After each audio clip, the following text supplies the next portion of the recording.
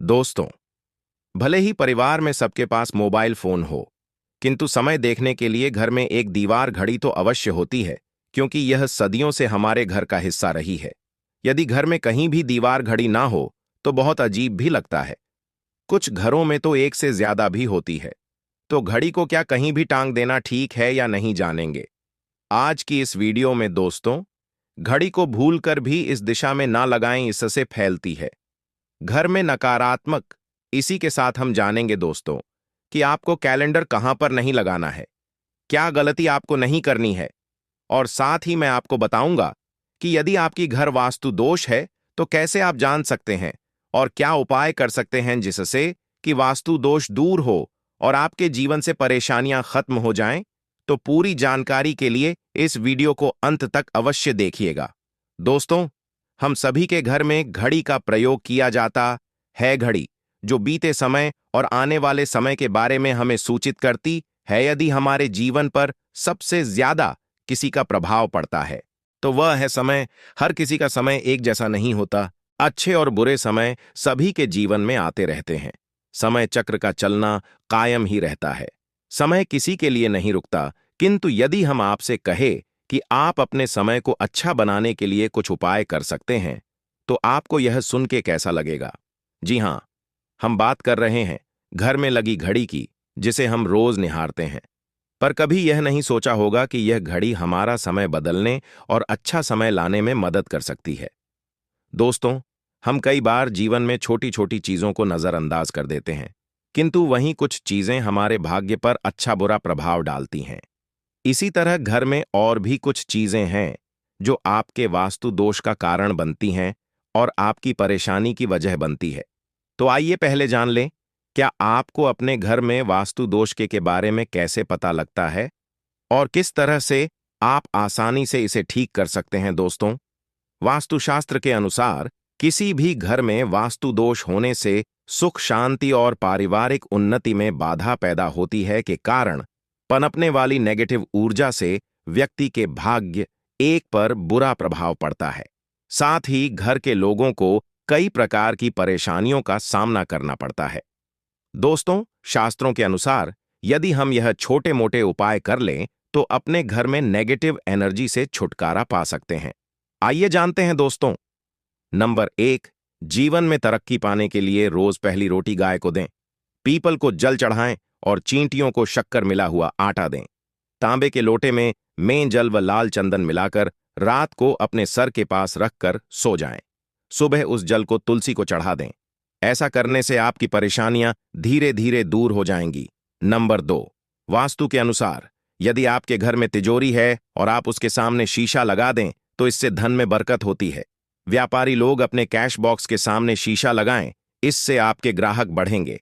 दोस्तों, नंबर 3, झाड़ू पोछा कभी भी खुले में नहीं रखना चाहिए। इन्हें सदैव छुपा कर रखना चाहिए और झाड़ू भी रसोई में नहीं रखनी चाहिए। इस बात का बहुत विशेष ध्यान रखें। नंबर 4, शौचालय का दरवाजा सदैव बंद होना चाहिए। माना जाता है कि घर की नेगेटिव ऊर्जा शौचालय में ही वास करती है।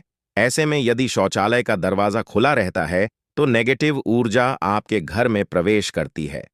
नंबर 5, घर में सुख शांति के लिए कपूर को घी में डूबा कर सुबह शाम जलाना चाहिए। इससे घर में वास्तु दोष भी कम होता है और घर में रह रहे सदस्यों के जीवन की परेशानियां कम होती हैं।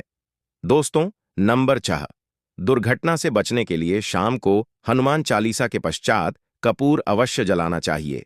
नंबर 7, घर में जिस जगह वास्तु दोष हो वहां कपूर की 2 टंकियां रखें। खत्म हो जाने के पश्चात वहां दोबारा इसे रखें। नंबर 8, सूर्य अस्त के पश्चात कभी भी किसी को दूध दही या प्याज नहीं देना चाहिए। यह भाग्य में बाधक भी बन सकता है। नंबर 9, घर के मुख्य द्वार पर कूड़ादान कभी भी ना रखें। नंबर 10, घर में टूटा हुआ कभी भी नहीं होना चाहिए। नंबर 11, अच्छे भाग्य के लिए सुबह नहाते समय पानी में थोड़ा सा कपूर का तेल मिलाएं। शनिवार को चमेली का तेल भी मिला सकते हैं। नंबर 12, लक्ष्मी की कृपा पाने के लिए रोज रात को रसोई अच्छी तरह से साफ करके चांदी की कटोरी में कपूर और लौंग जलाएं। यह प्रक्रिया रोज की जाए तो घर में बरकत बनी रहती है और मां लक्ष्मी जल्द ही ऐसे घर से आकर्षित होती है। ऐसे घरों से नकारात्मकता दूर रहती है। दोस्तों, नंबर 13, घर के सोने वाले कमरे में पौधे नहीं लगाने चाहिए। इससे के ऊपर नेगेटिव प्रभाव हावी हो सकता है। नंबर 14, घर में पौधे लगाते समय पानी में सेंधा नमक डालें। सादे नमक का भी आप उपयोग कर सकते हैं, किंतु दोस्तों, ज्यादा फलदायी होता है। आपको शुभ फल जल्द ही प्राप्त होंगे। दोस्तों, घड़ी की सही दिशा आपके जीवन को भी सही रास्ता दिखाने में मदद कर सकती है। इसके अलावा को किस जगह लगाना चाहिए और किस जगह पर नहीं, यह भी हम बात करेंगे। सबसे पहली बात जिसकी हम बात करेंगे वह है दोस्तों, घड़ी का आकार यानी घड़ी की शेप। दोस्तों, वास्तुशास्त्र के अनुसार गोलाकार की घड़ियां, अंडाकार घड़ी सबसे उत्तम मानी जाती है।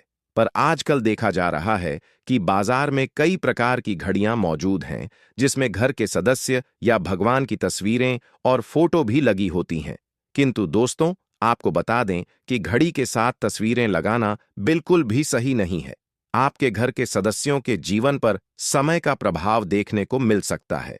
और भगवान की तस्वीर घड़ी में बिल्कुल भी नहीं लगानी चाहिए, क्योंकि भगवान की तस्वीर को रोज धूप, दीप, अगरबत्ती और पूजन की आवश्यकता होती है।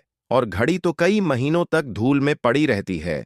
इससे भगवान का अपमान होता है और यह शुभ नहीं माना जाता। हो सके तो घड़ी का आकार और अंडाकार ही पसंद करें।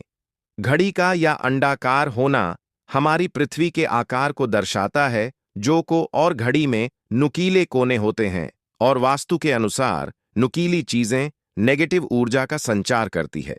दोस्तों, अगली बार जिसका आपको ख्याल रखना है वह यह है कि घड़ी को स्वच्छ रखें, साफ सफाई का ध्यान रखें, धूल ना जमा होने दें और कहीं से भी घड़ी टूटी फूटी नहीं होनी चाहिए। दोस्तों, जैसा कि हम सभी चाहते कि हमारे जीवन में सब अच्छा और बेहतर होता रहे, तो उसके लिए हम खुद को संवार रखते हैं, नए कपड़े और आभूषण पहनते हैं। उसी प्रकार अपने घर की घड़ी को स्वच्छ और नए जैसा ही रखना चाहिए, यानी कहीं से भी टूटी फूटी नहीं होनी चाहिए। समय समय पर घड़ी पर छड़ी धूल और लोगों को साफ करते रहे, जिससे आपका भाग्य भी धुंधला नहीं पड़ेगा। दोस्तों, कई घरों में आदत होती है कि पुरानी गाड़ी को बनवाकर ही चला रहते हैं। एक जगह नई घड़ी आई तो पुरानी किसी और जगह लगा देते हैं। ध्यान रखें, घर में पुरानी या फिर टूटी हुई या धूल छड़ी हुई और बंद गाड़ी तो बिल्कुल भी ना रखें, क्योंकि इससे घर में नकारात्मकता और दरिद्रता का वास होने लगता है। बंद पड़ी घड़ी को घर में रखने से व्यक्ति के जीवन में नए अवसर नहीं आते और वह अपने कार्य में कामयाबी प्राप्त नहीं कर पाता। अगली बात जिसका आपको ध्यान रखना है वह है घड़ी की सही दिशा। घड़ी को कभी भी दक्षिण दिशा में नहीं लगाना चाहिए। दक्षिण यमलोक की दिशा मानी जाती है। काल का अंतिम चक्र यहीं से शुरू होता है। इसीलिए वास्तुशास्त्र में इस दिशा को घड़ी के लिए अशुभ माना गया है। घर में घड़ी को उत्तर दिशा, पूर्व दिशा या पश्चिम दिशा में आप लगा सकते हैं, किंतु ध्यान रखें कि घड़ी को कभी भी मुख्य द्वार, कमरे के दरवाजे या आने जाने के लिए उपयोग किए जाने वाले दरवाजे के ऊपर भी नहीं लगाना चाहिए। इससे समय आपके आने जाने की गति और दिनचर्या पर पड़ सकता है। दोस्तों, घड़ी के साथ कैलेंडर का भी ध्यान रखें। जहां घड़ी समय का प्रतीक है, तो वहीं कैलेंडर उससे जुड़ी तारीखों का लेखा जोखा बताता है। कैलेंडर को पूर्वी और उत्तरी दिशा की दीवार पर कभी भी नहीं लगाना चाहिए। यह इससे वास्तु दोष उत्पन्न होता है। और कृपया करके अपने घरों में नए कैलेंडर के साथ पुराना कैलेंडर कभी भी न लगाएं। दोस्त और कैलेंडर दोनों ही आने वाले समय के सूचक हैं, जो हमें आगे बढ़ने की प्रेरणा देते हैं। उन्हें समय के अनुसार ही लगाना चाहिए। इस बात का सदैव ध्यान रखें कि घड़ी का समय सदैव सही होना चाहिए। बहुत से लोगों की आदत होती है, घड़ी का समय आगे या पीछे रखते हैं, तो यह गलती आप ना करें। समय सदैव सही रखें। इससे आपको कभी भी समय का कालचक्र और दुष्ट परिणाम प्राप्त नहीं होता। यह छोटा सा आप करके देखिए दोस्तों। छोटी छोटी बातें हैं जिनका आपको ध्यान रखना है। दोस्तों, रखी हुई घड़ी और पुराना कैलेंडर आपके भाग्य को भी रुकावट से भर देता है। इसीलिए वक्त के साथ आगे बढ़ते रहने के लिए घड़ी और कैलेंडर को बदलते रहिए। और कैलेंडर को कभी भी अपने सोने के कमरे में ना लगाएं, ना ही इसे कभी मुख्य द्वार पर टांगे। यह शुभ नहीं माना जाता। पुरानी घड़ी किसी दान में देना शुभ माना जाता है। इससे आपके वन से बुरा समय निकल जाता है। इसीलिए यदि आपके घर में कोई पुरानी घड़ी है जो टूटी फूटी ना हो और खराब ना हो, तो वह आप किसी जरूरतमंद को दान में अवश्य दें। अगर आप हमारे चैनल पर नए हैं तो लाइक, कमेंट और सब्सक्राइब करें।